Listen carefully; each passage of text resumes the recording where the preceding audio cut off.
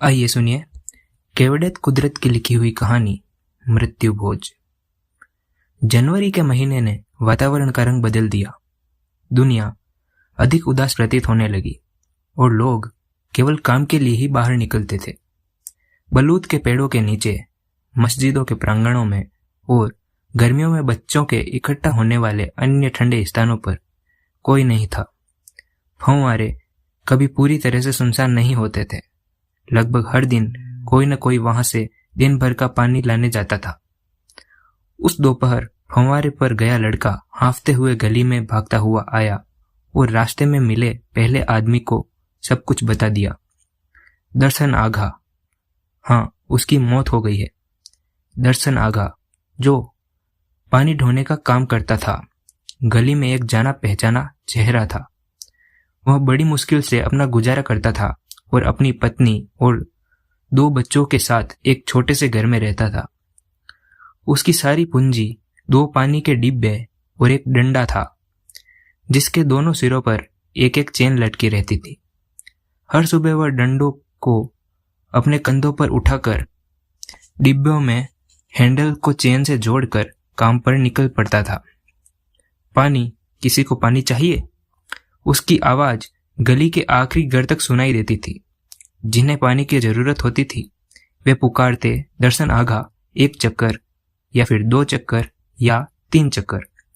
1 चक्कर का मतलब था पानी के 2 डिब्बे। फिर दर्शन आघा पहाड़ी पर चढ़कर फव्वारे तक जाते, अपने डिब्बे भरते और दिन भर फव्वारे और घरों के बीच चक्कर लगाते रहते। उन्हें हर चक्कर के बदले 3 कुरुस मिलते थे। कमाई का यह तरीका सुई से कुआं खोदने जैसा था।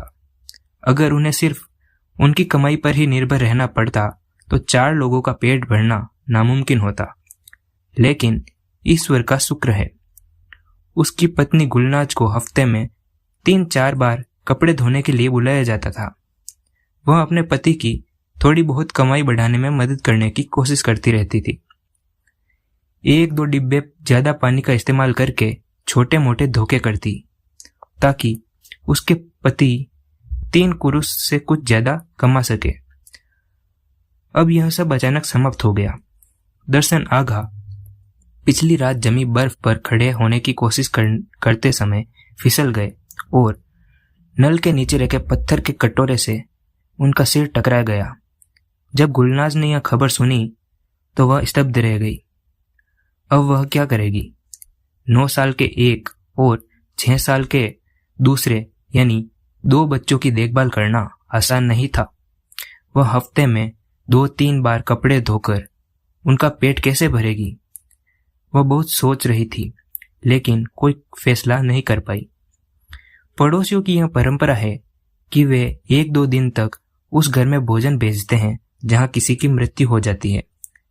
पहला भोजन गुलनाज और उनके बच्चों को गोरे लोगों की ओर से मिला था। यह घर एक धनी परिवार का था। दर्शन आगा की मृत्यु के अगले दिन दोपहर में सफेद घर की नौकरानी एक बड़ी थाल लेकर आई।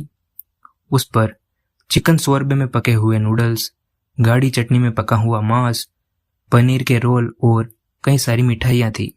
सच कहें तो उस दिन किसी ने खाने के बारे में सोचा भी नहीं था, लेकिन जैसे ही थाली से ढक्कन हटा, खाने की खुशबू ने सबको अपनी ओर खींच लिया। सब मेज के चारों ओर जमा हो गए और शायद इसलिए कि उन्होंने पहले कभी इतना स्वादिष्ट खाना नहीं खाया था, उन्हें यह खाना असाधारण रूप से लजीज लगा। एक बार खा लेने के बाद उन्हें रात के खाने के समय भी मेज के चारों ओर बैठकर दोपहर के बचे हुए खाने से अपनी भूख मिटाना स्वाभाविक लगा। अगले दिन के खाने का इंतजाम एक और पड़ोसी ने कर लिया। यह सिलसिला 3-4 दिन तक चलता रहा। बाद के खाने उन्हें उतने स्वादिष्ट या भरपूर नहीं लगे जितने कि उस सफेद घर से आए थे, लेकिन गुलनाज के घर में बने खाने से तो वे सब कहीं बेहतर थे। अगर ये सिलसिला जारी रहता तो गुलनाज और उनके बच्चे आसानी से जीवन भर अपना दुख सह लेते, लेकिन जब खाने की थालियां आना बंद हो गई तो मुख्य सड़क पर स्थित दुकान से मिलने वाला कोयला भी मिलना बंद हो गया तो उन्हें एहसास होने लगा कि उनका दुख असहनीय हो गया है। अगले ही दिन उन्हें खाना मिलना बंद हो गया। उस दिन दोपहर तक उन्हें उम्मीद थी कि कोई न कोई उनके लिए खाना जरूर लाएगा, और जैसे ही वो किसी के कदमों की आहट सुनते दरवाजे की ओर दौड़ पड़ते, लेकिन वहां सिर्फ लोग अपने अपने काम के लिए जा रहे थे। रात के खाने के समय उन्हें एहसास हुआ कि कोई उनके लिए खाना नहीं लाएगा, इसलिए उन्हें पहले की तरह ही घर पर खाना बनाना पड़ेगा। पिछले कुछ दिनों में उन्हें बिल्कुल अलग तरह का खाना खाने की आदत पड़ गई थी, और गुलनाज द्वारा नाम मात्र के मक्खन के साथ पकाए गए भोजन को पचाना उनके लिए मुश्किल हो रहा था। उनके पास दोबारा उसी भोजन को अपनाने के अलावा कोई चारा नहीं था। जल्द ही उनका मक्खन, आटा और बाकी का राशन खत्म हो गया। अगले कुछ दिनों पर उन्होंने घर में जो कुछ मिला वही खाया, जैसे कि कुछ लहसुन, प्याज और बची कुची मूंगफलियां। आखिरकार एक दिन ऐसा आया जब घर के सारे बर्तन और बोतलें खाली हो गई। उस दिन पहली बार वे सब भूखे पेट सोए। अगला दिन भी वैसा ही था। अगली दोपहर तक छोटा बच्चा भूख से रोने लगा। गुलनाज उम्मीद करती रही कि कोई उसे कपड़े धोने के लिए बुला ले, लेकिन गली के लोगों को उसे पति के मृत्यु के तुरंत बाद काम पर बुलाना अनुचित लगा। अगले दिन घर में कोई नहीं उठा। सबको खाने का ही सपना आ रहा था। छोटे लड़के को तो मुलायम और फूली हुई रोटी दिख रही थी, बड़े लड़के को मिठाई। काश उसे एक बार और मिल जाए तो वो सब एक एक करके हर निवाले का स्वाद लेकर खाएगा। कितनी बड़ी मूर्खता थी कि उसकी और उसके परिवार ने जैसे ही उन्हें खाना मिला सब एक साथ खा लिया। काश वो सब बचा कर रखता और सारा खाना धीरे धीरे खा पाता। गुलनाज अपने बिस्तर पर लेटी अपने बच्चों की फुसफुसाहट सुन रही थी। उसकी आंखों से चुपचाप आंसू बह रहे थे। बाहर गली में जिंदगी पहले की तरह चल रही थी। एक दरवाजा बंद हुआ। वह जानती थी कि पड़ोस का लड़का स्कूल जा रहा था। बाहर कदमों की आहट सुनाई दी। इस बार वो नाई था जो अपनी दुकान खोलने के लिए जा रहा था, पर इनमें से कोई भी ऐसा नहीं था जो उनके लिए खाना लेकर आने वाला था। कुछ ही देर बाद यहाँ पर ब्रेड वाला आता है, जो हर रोज व्हाइट हाउस में ब्रेड देने आया करता था। उसके घोड़े के दोनों तरफ बड़ी बड़ी टोकरियों में ब्रेड लबालब भरी हुई रहती थी। सबसे पहले बड़े लड़के ने यह आवाज सुनी और अपने छोटे भाई की ओर देखा। गुलनाज पूरी हिम्मत जुटाकर उठी और बाहर जाने के लिए अपने चारों तरफ एक कंबल लपेटी। उसने दो ब्रेड उधार लेने का सोचा था, और जैसे ही उसे पैसे मिलते वह उधार चुका देती। उसने दरवाजा खोला और उसने पूरी हिम्मत जुटाकर ब्रेड वाले से बात करने की ठान ली। पर जैसे ही उसने ब्रेड वाले को बुलाने की कोशिश की, ब्रेड वाले ने घोड़े को इशारा कर कर वहां से रवाना होने का इशारा किया, और गुलनाज का सारा साहस वहीं पर टूट गया।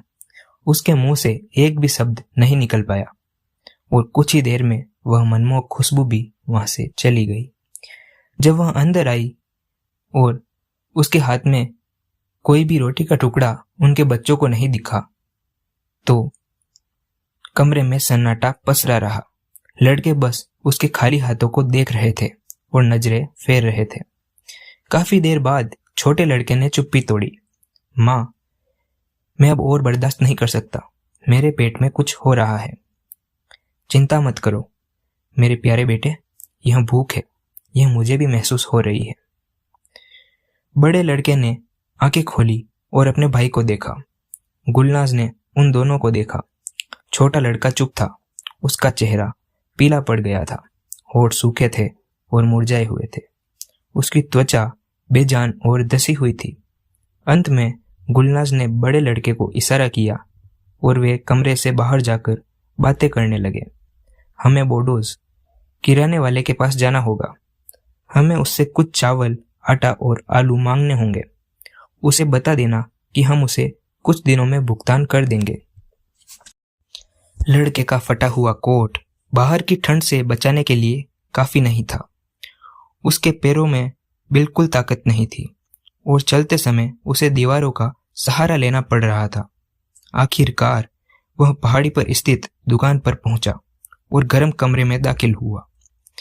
वह तब तक इंतजार करता रहा जब तक कि बाकी सभी ग्राहक चले नहीं गए, इस उम्मीद में कि वह दुकानदार से अकेले में बात कर सके और थोड़ी देर और गर्माहट का आनंद ले सके।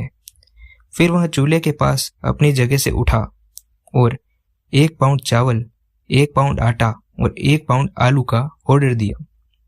उसने जेब में हाथ डाला जैसे कि पैसे निकालने की कोशिश कर रहा हो और फिर बहाना किया कि पैसे घर पर ही छूट गए हैं। ओह, लगता है कि मैं पैसे घर पर ही भूल आया हूँ। इस ठंड में इतनी दूर घर वापस जाना मेरे लिए बहुत मुसीबत का काम है। इसलिए आप ऐसा कीजिए कि मेरा नाम लिख दीजिए और मैं बाद में भुगतान आपको कर दूंगा। यह एक साहसिक प्रयास था, लेकिन दुकानदार को व्यापार के दाव पेच अच्छी तरह से पता थे। व्यापारी बोला, पहले पैसे लाओ फिर सामान ले जाना। तुम बहुत पतले हो गए हो। जिसके घर में पैसा होता है वह इतना पतला नहीं होता। झूठ पकड़े जाने के डर से लड़का शर्मिंदा होकर जल्दी से बाहर निकल गया।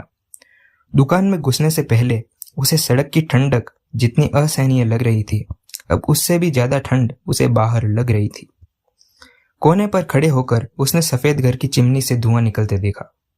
उसमें रहने वाले लोग कितने खुश थे। उसे उनसे ईर्ष्या करने का ख्याल भी नहीं आया। उसके मन में तो बस इन लोगों के लिए प्रशंसा थी जिन्होंने उसे उसके जीवन का सबसे बेहतरीन भोजन कराया था।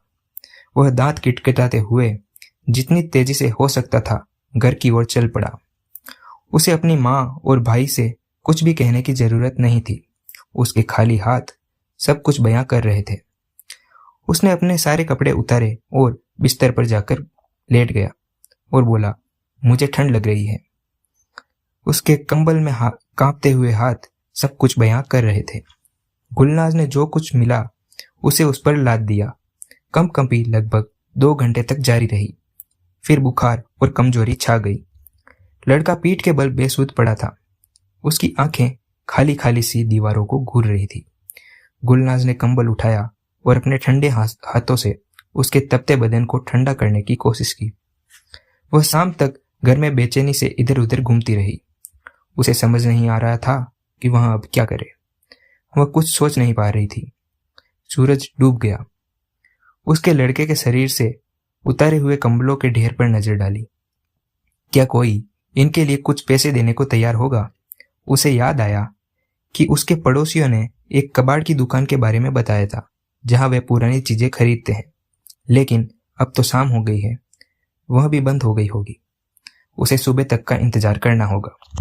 इस फैसले से उसे मन की शांति मिली और वह बेचैनी छोड़कर अपने बेटे के बिस्तर के पास बैठ गई। लड़के का बुखार बढ़ गया था। वह बिना हिले डुले उसे ही देख रही थी। छोटा लड़का भूख के मारे सो नहीं पा रहा था। वह भी आंखें खोलकर देख रहा था। बीमार लड़का बुखार में धीरे धीरे कर्रा रहा था और करवटें बदल रहा था। उसके गाल जल रहे थे और वह बेहोशी की हालत में बड़बड़ा रहा था। छोटा लड़का बिस्तर पर उठकर बैठ गया और अपनी माँ को सुनाई दे सिर्फ इतनी ही आवाज में धीरे से उसके कान में फुसफुसाया, माँ, क्या मेरा भाई मर जाएगा? वह कंपकंपी से कांप उठी, मानो उसकी त्वचा पर ठंडी हवा का झोंका लगा हो। उसने डरी हुई आंखों से अपने बेटे की ओर देखा। तुम ये क्यों पूछ रहे हो बेटा? छोटा लड़का कुछ पल चुप रहा। फिर वह उसके कान के पास झुककर धीरे से बोला ताकि उसके बड़े भाई को उसकी आवाज सुनाई ना दे, क्योंकि तब तो खाना व्हाइट हाउस से आएगा ना। यानी वो अपने माँ से कहता है, अगर मेरे बड़े भाई की मृत्यु हो गई तो शायद व्हाइट हाउस से खाना आ पाए। अभी आप सुन रहे थे केवड़ियत कुदरत की लिखी हुई कहानी मृत्यु भोज।